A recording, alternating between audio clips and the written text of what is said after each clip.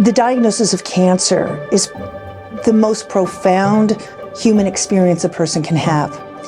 And in that moment, when a doctor comes into our life and gives us the information that they have found, it's a moment where we face our own mortality. It doesn't matter if we're stage 1 or stage 4.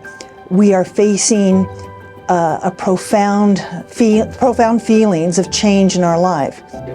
I was having a lot of burning pain in my chest for a few weeks, and I hadn't been feeling right for several months, and just intuition kicked in and said, we need to go to the hospital. So my brother took me to Desert Regional the day after Christmas with tremendously inflamed chest. And I was diagnosed at about 11 o'clock that night that it was cancer. And they had done a lot of tests, and the treatment there was phenomenal. They were just outstanding. And at that point it was like, oh, here we go. Patients search for the things that they're going to find anchoring to them. And throughout the cancer journey, throughout treatment, our needs change. Our emotional needs change, our physical needs change. And so it's a constant evolution and a journey to find the support that we need to be able to rise to the challenge of meeting cancer.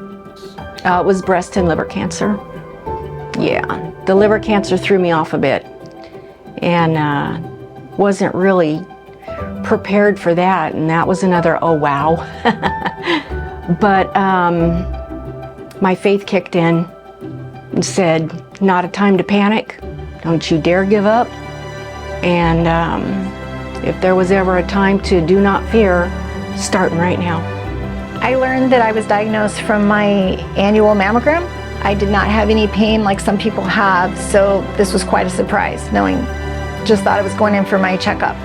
And because I have very dense breast tissue, they recommended a tomosynthesis in addition to the mammogram.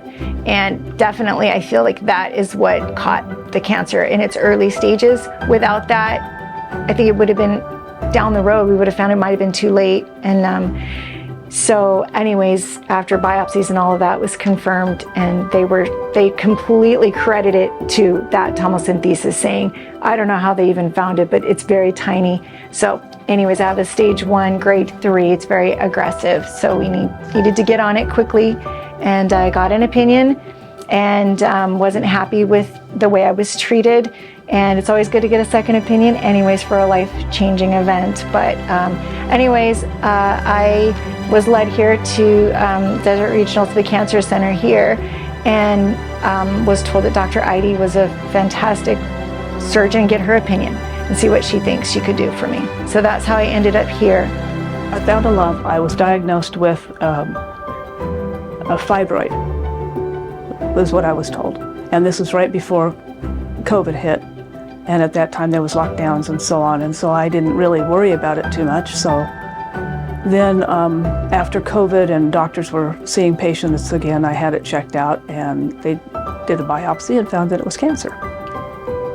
I think something that I learned very early on was for myself. I could not handle all of the information at the beginning, so I would tell a new person, don't try to take it all on. It's too much right now. Take care of yourself, get some rest, eat, and take care of you first. But all of the information that they have in those books is very frightening when you see how they're going to cut you, how they're going to do stuff to you, and what's going to happen through radiation. You don't want to know any of that stuff in the beginning. So just my advice is take it slowly as it comes. We also psychologically have images of what cancer treatment is like, and they're typically based on archaic images of the 1950s and 60s, when people were very sick, when they were in tremendous suffering, not only with the cancer, but the treatment. And oftentimes when people have symptoms, they become silent to these, assuming that those are something that they must accommodate. And oftentimes, accommodating symptoms that we don't need to accommodate lead us to shut down. I needed help deciding whether I needed a lumpectomy or a mastectomy. I think I had 7 or 8 women That's my ton of 7 or 8 women that I reached out to that were also breast cancer patients, and I used all of them to get, I questioned all of them and did the interviews over the phone with people. Some of them I didn't even know. Getting advice from all these women, would you do it? Would you tell me your pros and cons? That helped me to make us like I don't know what that's called, anyways, I wanted to make a chart with the pros and cons to make my decision so that I could know what am I in for, because I don't know enough. So if you rely on people who've been down this road before you, it can help you to make the decision.